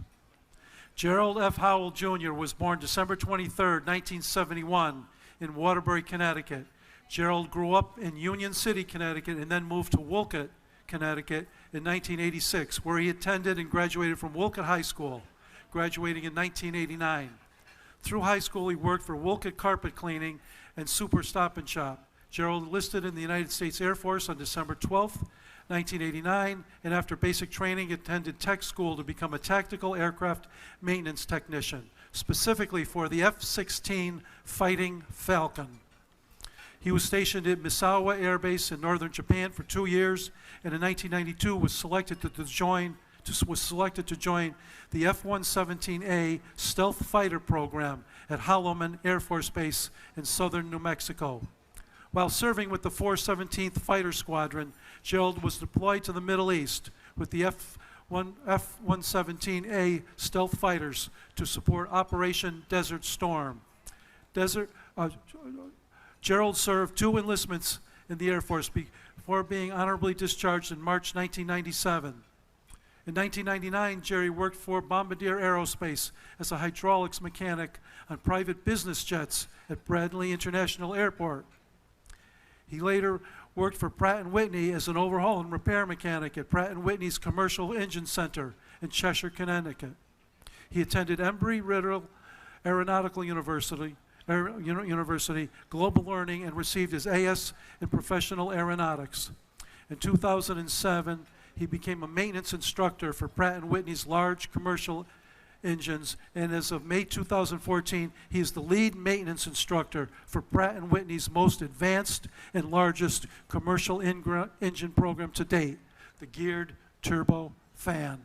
Gerald is happily married to his wife of 3 years, Allison, and has 3 children. He's been a member of the VFW Post 201 since 1998 and has served as member of the Color Guard at VFW Post 201.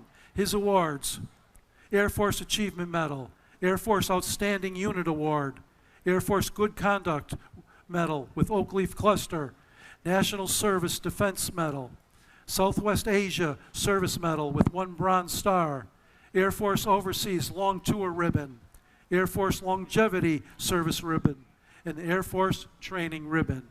Gerald E. Howell, Jr., thank you for your service to our city, our state, and our nation.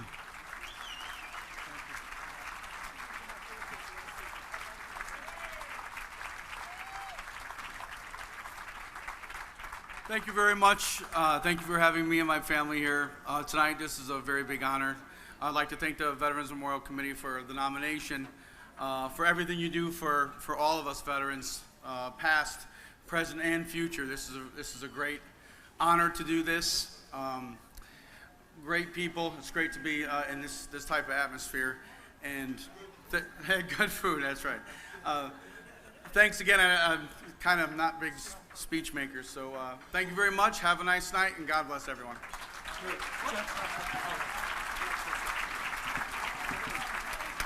Gerald Howell, thank you. Thank you very much, Jerry. Now I'm going to call on Army Specialist 4th Class Deborah Sims, the Vice Chairman of the Waterbury Veterans Memorial Committee, to recognize the service of the Jeremiah family for their service in World War II. Deborah Sims? Right here, Bob. Oh, right here. Thank you.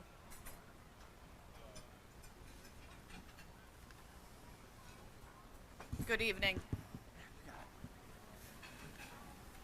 As Bob said, tonight we wish to recognize the service and sacrifice of a great Waterbury family, the Jeremiahs, Michael, Francis, and John, 3 brothers who all served at the same time during World War II.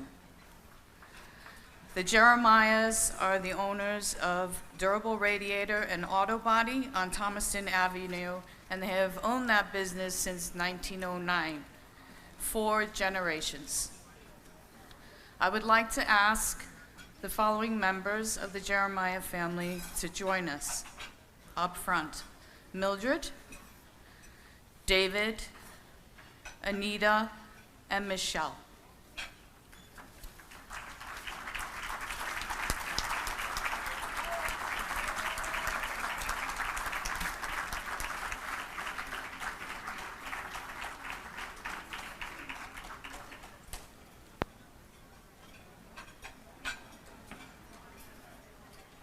U.S. Army Tech 5, Michael Jeremiah was a graduate of Crosby High School and attended St. Thomas Seminar in Hartford. According to his sister Mildred, after the war began, Michael hitchhiked home and enlisted in the United States Army on August 1st, 1940. Michael was attached to the 208th Coast Artillery Regiment, Battery E, 2nd Platoon, and the Battery A 211th Anti-Aircraft Artillery Battalion during his service. His time in service took him to Australia, Papua New Guinea, the East Indies, Bismarck Archipelago, the Admiralty Islands, and the Philippines. Michael was awarded the Good Conduct Medal, the Distinguished Unit Badge, the Philippine Liberation Ribbon with 2 Bronze Stars, the American Defense Service Medal, the Asiatic Pacific Theater Campaign Ribbon with 5 Service Stars, and the American Theater Campaign Ribbon. Michael passed away December 1st, 1998. U.S. Coast Guard, Seaman Second Class, John B. Jeremiah, was born March 17, 1922. John enlisted in the United States Coast Guard on October 1, 1942. He served on the USS Cohasset from December 42 through June 43, and the USS Alacrity from June 43 to October 43. While serving, John was taken through Guantanamo, the Caribbean, the Bermuda, New York, and Boston. John was awarded the American Defense Service Medal, the U.S. Coast Guard Reserve Medal, and the American Theater Campaign Medal. John passed away August 28, 2000.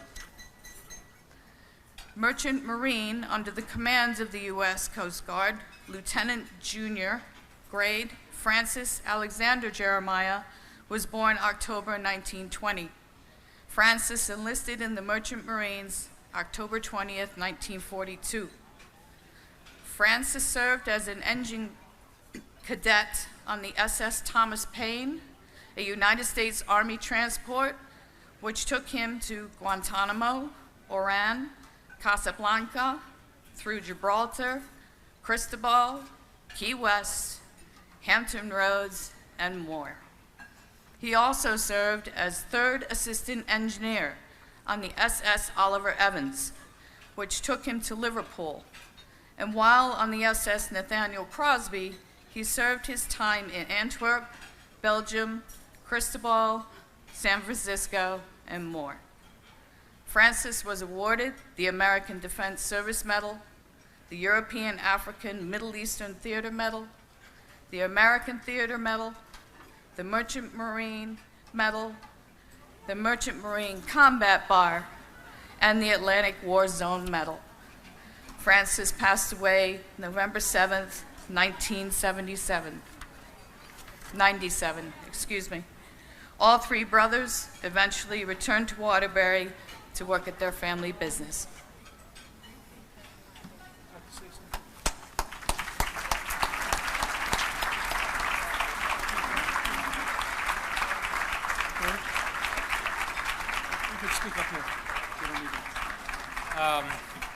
Quite honored to be here tonight, the whole family.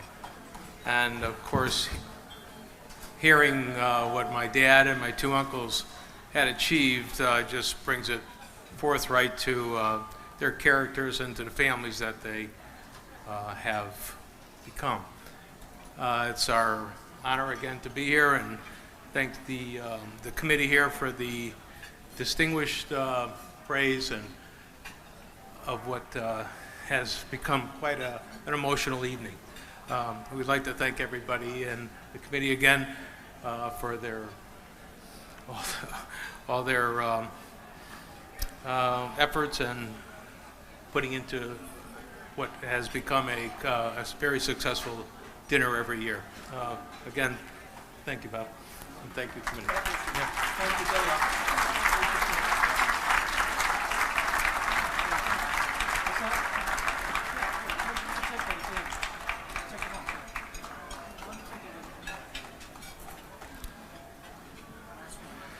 Okay, we have representatives of the Colonel John Shirella family front and center. I think we have Michael Shirella, and I think we have John Shirella. John's not here? Is Michael here? Michael, front and center. All righty. Good. Each year, we present the Colonel John G. Shirella Patriotic Service Award. And tonight, our committee recognizes the hard work and the service of the ladies of Project Hometown Support. Could we have the ladies of Project Hometown Support front and center? Cindy Stadalnik, Josephine DeSantis, May Flynn, Helen Tots, Mickey Milo, Arlene Grasso, and Beth Vale.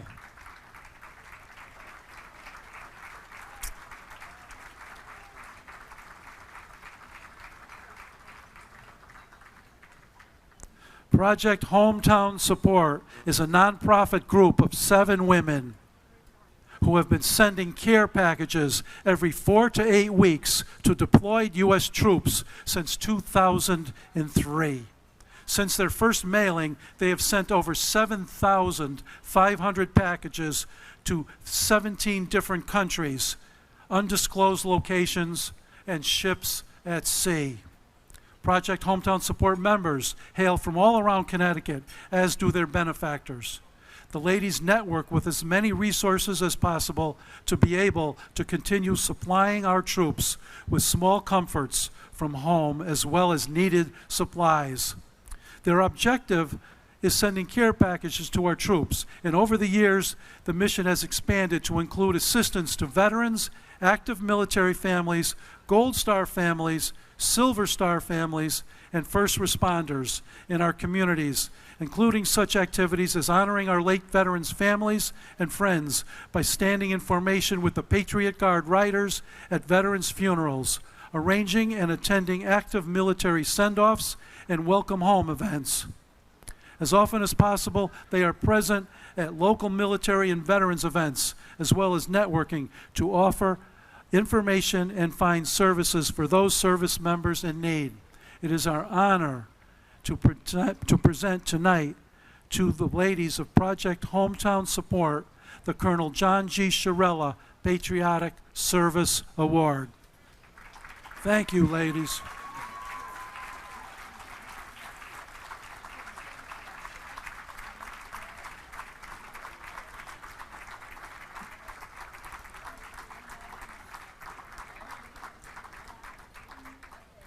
Recently, our committee received a copy of a letter from the American Red Cross Station in Djibouti thanking the ladies of Project Hometown Support for sending care packages to the military mission in Djibouti. Thank you, ladies.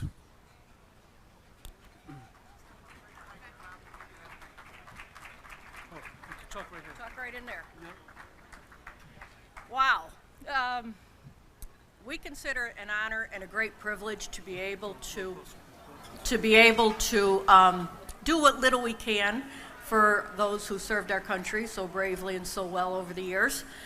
Having known Colonel Shirella, this is probably the biggest honor that we could expect to ever get.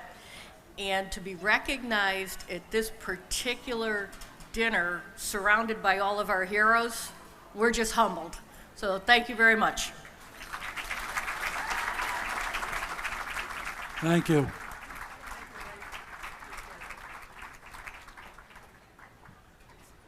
Okay, patriotic song, benediction. We're not gonna stop the parties this evening. Okay, all right. So just I gotta bring Sam Shaw for Right. benediction. Okay, and then The patriotic song. Okay. right. At this time, I have the privilege of inviting our chaplain, Samuel K. Shaw, to the podium for our benediction.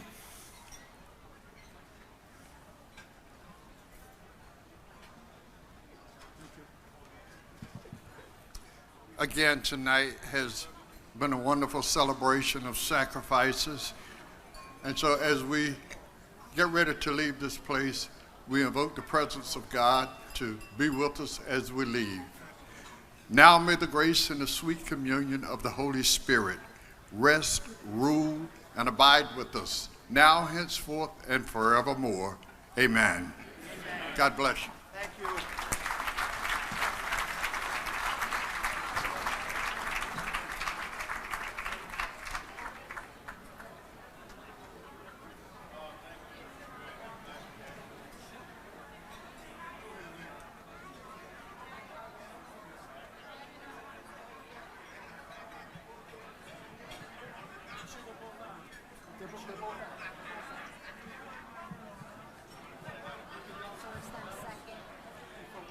Before we do the closing song, anybody that has any of those forms to fill out for the Waterbury Medal. You can either bring them forward, or we can have members of our Veterans Memorial Committee go around and pick them up from the tables. So if any of our Veterans Memorial Committee members are available, you check with the tables and see if anybody has those forms. Thank you. Okay, you're on. Thanks to the Waterbury Veterans Memorial Committee, as always, for a wonderful evening and honoring our veterans. As the Glory Girls, and as when we were in the Liberty Misses and we toured overseas, we had the opportunity to perform for our servicewomen and servicemen during holidays and summers, and it was just our honor. And this song was our way of saying thank you to the men and women that have served us so well. If tomorrow all the things were gone I'd worked for all my life, and I had to start again with just my family by my side, I thank my lucky stars to be living here today, 'cause the flag still stands for freedom and they can't take that away.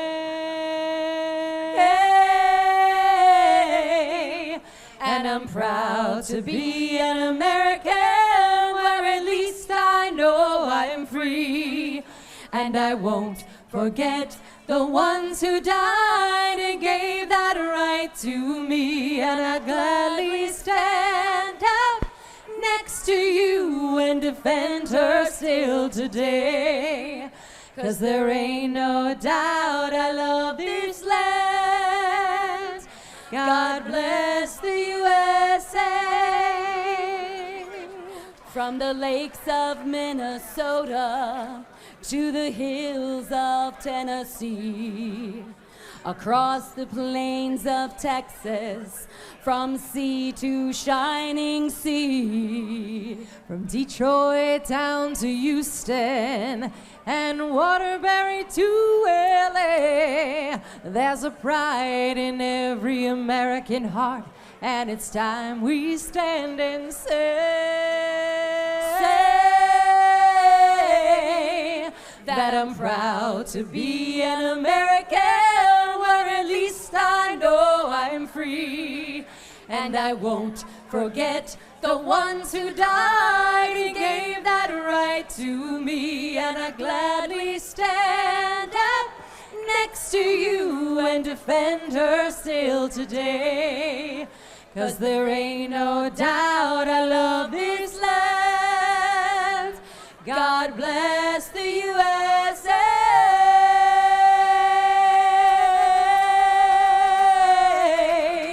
And I'm proud to be an American, where at least I know I'm free.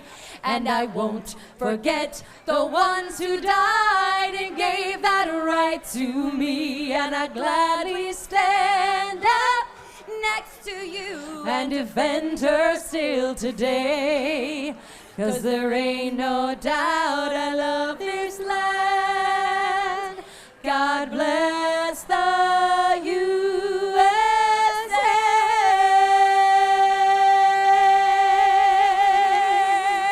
Thank you, girls. God bless you. General, would you come up and help give out the Waterbury medals, please? And Mayor O'Leary? Mayor O'Leary, would you come up and help give out these? Thank you.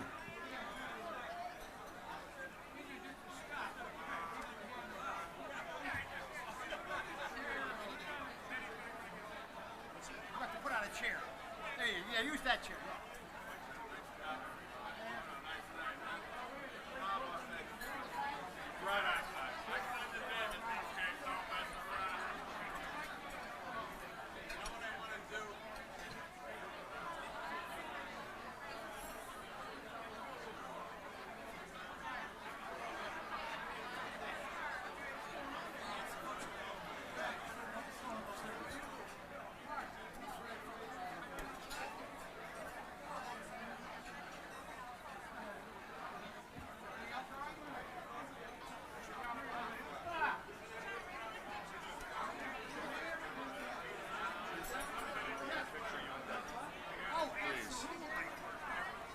Absolutely. You don't want the backdrop? Yeah, right here. Come on, Dad. Come over here, baby. All right, if you pay attention, ladies and gentlemen, you'll notice I'm not using the mic, so those of you that are asleep, just keep sleeping. Mark, we're going to be distributing the Waterbury Medal that Bob should have explained what it was, but it says the City of Waterbury in 1919 awarded all veterans a medal to show their appreciation for their service to our country. The Waterbury Veterans Memorial Committee has decided to continue this tradition. To all veterans who have not received your Waterbury Medal, please fill the form. And we'll start with the first presentation to Mark D. Baker, Jr. and Mark D. Baker, Sr. These gentlemen, just...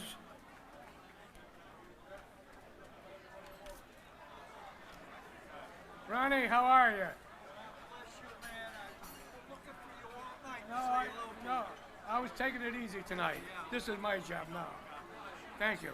Okay, here we go. Eugene J. Davis, 23 Benefit Street. Michael Velasquez, Henry Honey Lake, Southington, Connecticut. Patrick Nagel, Tree Arbor Meadow Drive, Prospect. Argio Diaz, 195 Eastern Avenue, Waterbury. Gerald Howell, Jr., Radnor Lane, Oakville. Walter Magnavice, Jr., Peach Orchard Road, Waterbury. Sergeant Siler Pasca George, Papa George, 309 Beach Road, Wolcott. Jocelyn Lillis, 22 Wilmot Road, Hamden. Corporal Ralph N. Smith, Fieldwood Road, Waterbury. Joseph A. Silva, Spruce Drive, Prospect. Nicholas P. DeGrazia, Pilgrim Trail, Woodbury, Connecticut. Michael Monsell, Forest Ridge, Waterbury. Donald Restivo, Wolcott Road, Wolcott. Clinton Parker, 130 Hillview Avenue. Gracie Parker, Chambers Street, Waterbury. Willie F. Overton, Ives Street, Waterbury. Joseph Bucknavage, Regatta Drive, Niantic, Connecticut. Anthony Scapini, Joy Road, Waterbury. Paul Linnaeus, Anna Avenue, Waterbury. Robert L. Traver, Ridgewood Road, Woodbury. Anthony Ward, North Main Street, Waterbury, Connecticut. Thelma Diane Winston, Stony Brook Road, Waterbury. Robert A. White, Jr., Heather Heights, Meriden, Connecticut. Mark Wack, 60 Bushnell Hollow Road, Baltic, Connecticut. Stephen DeFederico, Williamson Circle, Oakville, Connecticut. Ryan Cat, Wedgwood Drive, Watertown, Connecticut. Richard DeFederico Sr., Wedgwood Drive, Watertown. Richard DeFederico, Copewell Avenue, Oakville. Joseph Flaherty Sr., Heather Lane, Terryville, Connecticut. William Naylor, Heather Lane, Terryville, Connecticut.